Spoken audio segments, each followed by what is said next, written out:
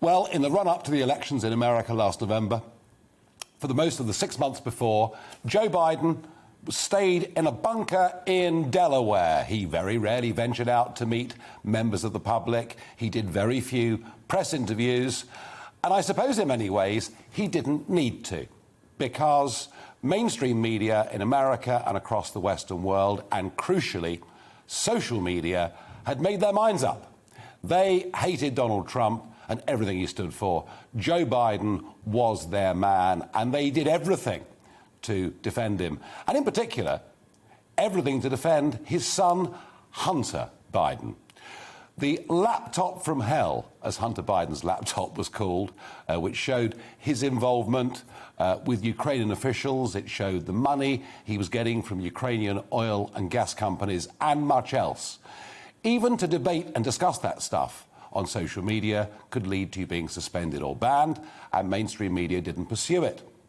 When some states started mail-out ballots, tens of millions of mail-out ballots, without many checks and much scrutiny, nobody in mainstream media thought to check it. No, they wanted Joe Biden in the White House. Well, congratulations to the New York Times, congratulations CNN and others, you've got your man.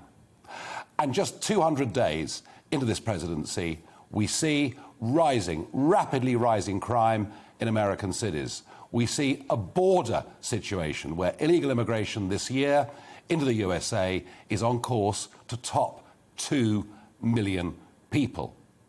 But of course, it is the decision to unilaterally, unconditionally withdraw from Afghanistan that has been perhaps the biggest foreign policy failure in America for at least 40 years. And what's it led to?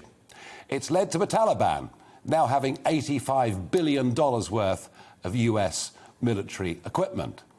It's led to the Chinese Communist Party now having access to some of the biggest lithium reserves in the world. It has led to the special relationship being so degraded that many of us, even pro-Americans like me, say, well, with this man in charge, there are no overseas military ventures we could possibly go into. It brings, I think, a big question about the future of NATO, and undoubtedly, America has been humiliated on the world stage. It was a dreadful decision at every level. And who's to say, maybe we all face now the risk, the increased risk of terrorism in our own countries. But the question that I really want to ask about Joe Biden, and I was saying to myself in the run-up to November, this bloke is just an old duffer. He's not up to the job. What I now really want us tonight to debate is Joe Biden fit to be the leader of the Western world. Just have a look at this clip. This was taken in July, so before the Afghanistan debacle. It was a CNN town hall meeting, and Biden was asked a question about why, in some parts of the black community in the USA, there was reluctance to have the jab. You got the vaccination? Yeah.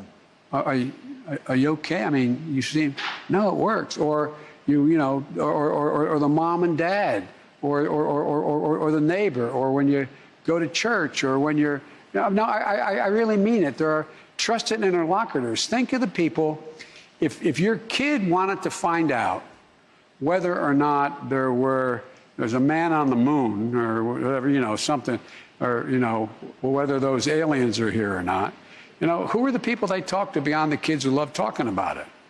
They go to people they respect. I mean, what was that all about? I know it was some form of English, but goodness gracious me, you need an interpreter to get through it. I mean, he was not coherent in any way in that answer. And that was back in July. Now have a look at Joe Biden giving a press conference in the immediate aftermath of the fall of Kabul to the Taliban. Thank you. May God protect our troops, our diplomats, and all brave Americans serving in harm's way.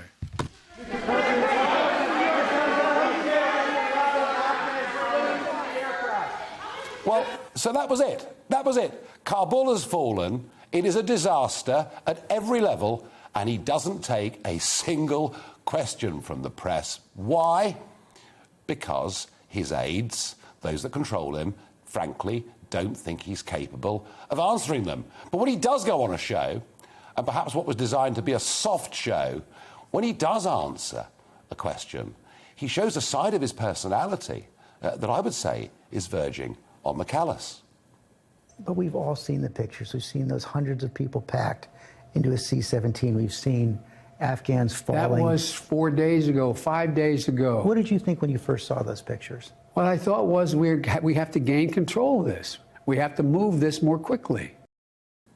So he's asked a question there about the two bodies that we saw falling from that aeroplane, and the answer is, hell, man, that was 4 or 5 days ago. What does it really matter? Can you imagine if Donald Trump had given an answer like that? He'd be painted out to be some sort of King Herod-type monster. And yet, because it's Sleepy Joe and because the press can't admit the huge mistake they've made, he kind of gets away with it. But I think it shows a side of his personality that is particularly unpleasant. Now, after that press interview where he refused to take any questions at all, after the terrorist outrage at Kabul airport, he was actually forced into answering some questions. Ladies and gentlemen, they gave me a list here. The first person I was instructed to call on was Kelly O'Donnell of NBC. They gave me a list here. The first person I want to call is Kelly O'Donnell from NBC.